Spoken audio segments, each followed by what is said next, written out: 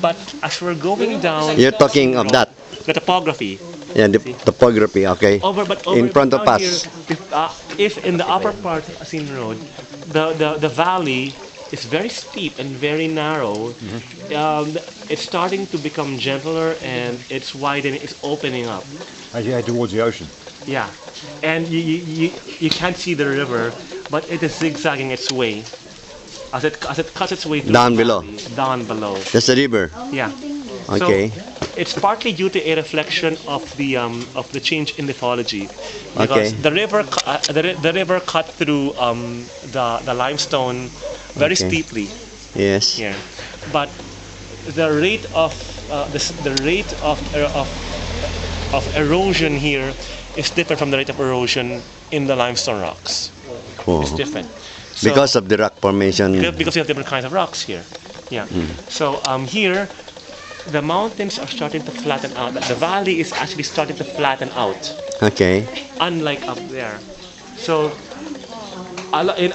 in the upper reaches of Sinod, the river moves faster. Okay. Because it's steep. Yeah, because steep. But over here, it starts to slow down. Do they do whitewater rafting around here? No, not here. It's too narrow. Okay. Yeah, it's too narrow. And it's where the water slows down, and where you have sharp bends. When the water slows down sufficiently, where if the rocks upstream have gold, and erosion transports the gold Yeah, the crystals gold. down, then the gold will settle at where The lowest level. no, at the part of the river where the flow slows down at the back, at the curb, where gold panning can take place. Aha. So That still happens now, yeah. theoretically, if the river through which next to the Asin Road cuts through rocks that have a high gold content, Yeah. then the water can transport small grains of sand down, and where you have With the gold nuggets. where it is slowed down sufficiently, then those gold powder Dust. grain dust will settle there. Settle.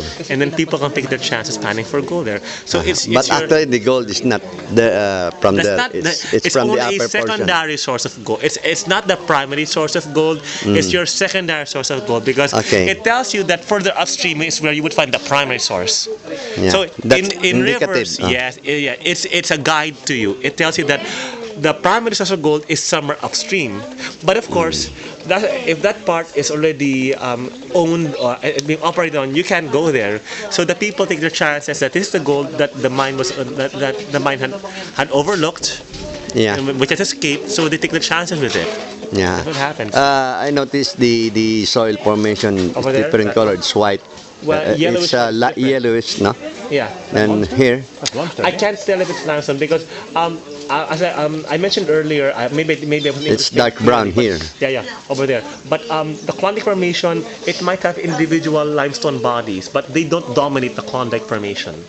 So There are it's a sprinkling. there are isolated we call lenses of limestone within the Klondike Formation, but they don't dominate it. So it could be that by coincidence that might be limestone. I can't tell just by looking at it. If I had high-five binoculars, I could maybe take a guess as to what kind of soil they came from, and the rocks from Okay. which was derived. Okay. Yeah. Anyway, I was told by the officials here that this Asin Road is being planned for expansion because they want to so that there can be increased traffic flow here And increase to serve as an business. alternative route. Yes, because the end of Asin Road is Aringay, And La Union. Aringay, La Union. La Union. So it can be As an alternative another route. Aringay to Baguio via Asin Road and Via- Tuba. Now, if okay. that happens, if there's increased traffic here, and That's then the people business. become more aware of the hot springs here, then might as well add knowledge of the rocks here. Uh-huh. That's why. Because Okay. that's what I was told here. So I think in the lowlands they can expand, they can add more lanes to it. But Yeah. here in the mountains, It's difficult. sagad na. And you have to cut through the rocks. Yeah.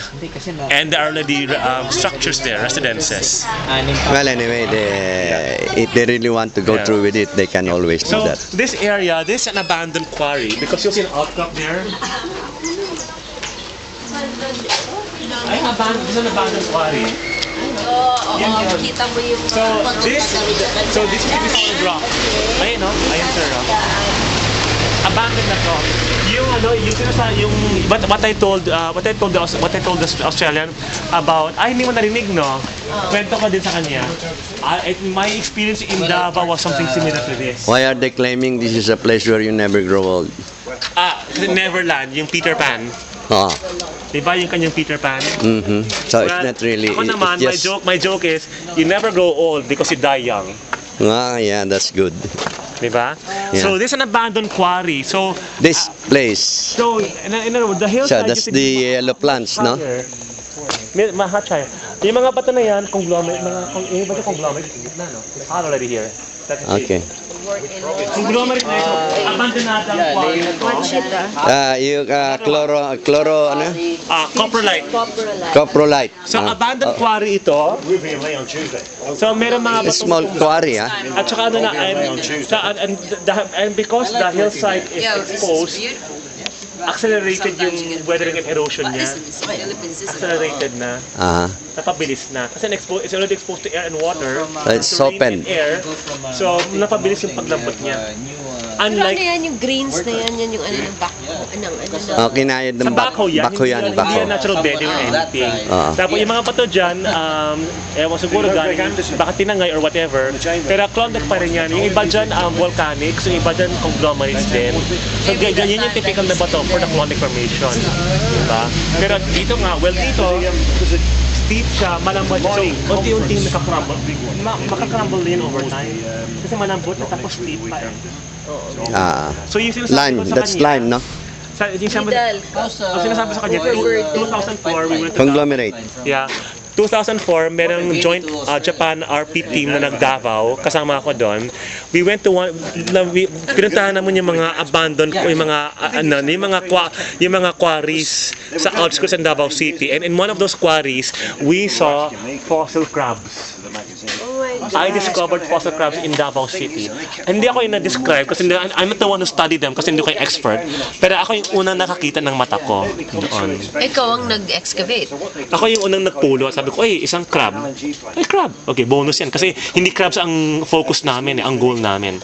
A few meters away, another crab. Uy, isa pang crab. Swerte ko ah. That is indicative already. And then, Davao, you're talking of Davao City. Ayan. Pero hindi yung downtown yung kalagitnaan. Sa outskirts na siya. Outskirt of Davao. Kasi di ba ang geographic? Ilan na nakuha mo? Hundreds. Hundreds of When I saw my third crab, crab fossils. literally hundreds of crabs. When I saw it, Excuse me, we are having a meeting. Oh, I'm sorry. Umaabot ba? I'm sorry, ma'am. It's very... So I'm very sorry. We'll just I leave. did not realize that. Thank you. I didn't realize, ma'am. My apologies po, ma'am. Sige po, paalam na po. Alaura na lang po kami. Tapos na lang po namin. Atensya na lang po, ma'am. Hindi pa namin kasi